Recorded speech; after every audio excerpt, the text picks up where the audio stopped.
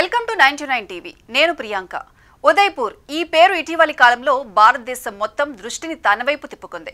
Social మీడియాలో ఎక్కడ చూసినా ఉదయపూర్లో జరిగిన పెళ్లి వేడుకల వీడియోలు, ఫోటోలే కనిపిస్తున్నాయి. ఎక్స్, ఇన్స్టాగ్రామ్, యూట్యూబ్ వంటి ప్లాట్ఫామ్స్ అన్నీ ఉదయపూర్ పెళ్లి ఫోటోలే. ఎందుకంటే అక్కడ జరిగిన వివాహం నిజంగా కలల్లో చూసే ప్రపంచంలా ఉంది.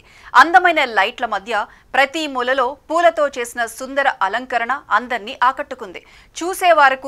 చూసేవారికి అసలు ఇది నిజ జీవితమా లేక సినిమా సెట్సా అన్న సందేహం కలిగేలా మొత్తం వాతావరణాన్ని తీర్చిదిద్దారు. 2025లో భారతదేశంలో జరిగిన అత్యంత ఖరీదైన పెళ్లి ఏదైనా ఉందంటే అది సందేహం లేకుండా ఉదయపూర్దే.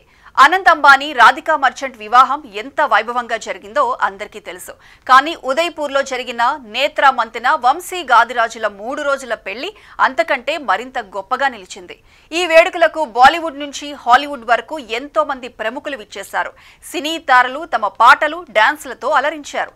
అంతేకాదు అమెరికా మాజీ అధ్యక్షుడు డొనాల్డ్ ట్రంప్ కుమారుడు జూనియర్ ట్రంప్ సహా అనేక జాతీయ, అంతర్జాతీయ వ్యక్తులు ఈ వివాహానికి హాజరయ్యారు. వారి రాకతో వేడుక ఇంకా ప్రత్యేకత తెచ్చుకుంది.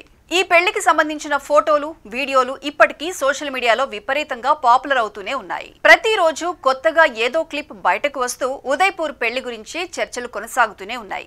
ఈ వేడుక ఉదయపూర్కే కాకుండా భారతదేశానికి కూడా ఒక కొత్త గుర్తింపును తీసుకొచ్చింది. తాజాగా ఉదయపూర్ పెళ్లిపై ఎన్ఫోర్స్మెంట్ అధికారులు దృష్టి సారించారు. దర్యాప్తులో కొన్ని ఆశ్చర్యకరమైన విషయాలు బయటపడ్డాయి. అధికారులు ఈ విషయాన్ని చూసి షాక్ అయ్యారు. ఉదయపూర్ డెస్టినేషన్ వెడ్డింగ్ కోసం నిధులు ఎలా సమకూర్చబడ్డాయో పరిశీలించినప్పుడు పెద్ద ఆశ్చర్యం కలిగింది. ర్యాపిడో రైడర్ ఖాతా ద్వారా 331 కోట్ల మనీ లాండరింగ్ జరిగినట్లు అధికారులు గుర్తించారు. ఈ డబ్బును మ్యూల్ ఖాతాలు అని పిలువబడే నేర కార్యకలాపాలకు ఉపయోగించే ఖాతాల ద్వారా తరలించినట్లు కనుగొన్నారు. బైక్ టాక్సీ డ్రైవర్గా పనిచేస్తున్న వ్యక్తి ఖాతాలో కేవలం 8 నెలల్లో 331 కోట్ల డిపాజిట్లు ఉన్నట్లు ఎన్ఫోర్స్మెంట్ డైరెక్టరేట్ గుర్తించింది. ఆగస్టు 19, 2024 నుంచి ఏప్రిల్ 16, 2025 వరకు ఈ మొత్తం డబ్బు అతని ఖాతాలో చేరింది. అధికారుల పరిశీలనలో ఈ డబ్బు అక్రమ బెట్టింగ్ నెట్వర్క్ కు సంబంధించిందని నిర్ధారించారు. ఆ వ్యక్తిని ఢిల్లీలో అదుపులోకి తీసుకున్నారు. అతను ఒక చిన్న ప్రాంతంలో 2 గదుల గుడిసెలో జీవనం సాగిస్తున్నాడని తెలుసుకున్నారు. జీవనోపాధి కోసం ర్యాపిడో బైక్ నడుపుతున్న అతని ఖాతాలో ఇంత పెద్ద మొత్తం డబ్బు ఉండటం చూసి అధికారులే షాక్ అయ్యారు. విచారణ సమయంలో డ్రైవర్ తన లావాదేవీల గురించి ఏమీ తెలియదని చెప్పాడు. వధువు కానీ, వరుడు కానీ, వారి కుటుంబ సభ్యుల గురించి కానీ అతనికి ఎటువంటి సంబంధం లేదని చెప్పాడు. దీంతో డ్రైవర్ ఖాతాను ఎవరో మ్యూల్ అకౌంట్ గా ఉపయోగించినట్లు అనుమానిస్తున్నారు. పెద్ద మొత్తంలో డిపాజిట్లు తరచుగా నకిలీ లేదా ప్రాక్సీ కేవైసీ పత్రాల ద్వారా రావటం గుర్తించారు.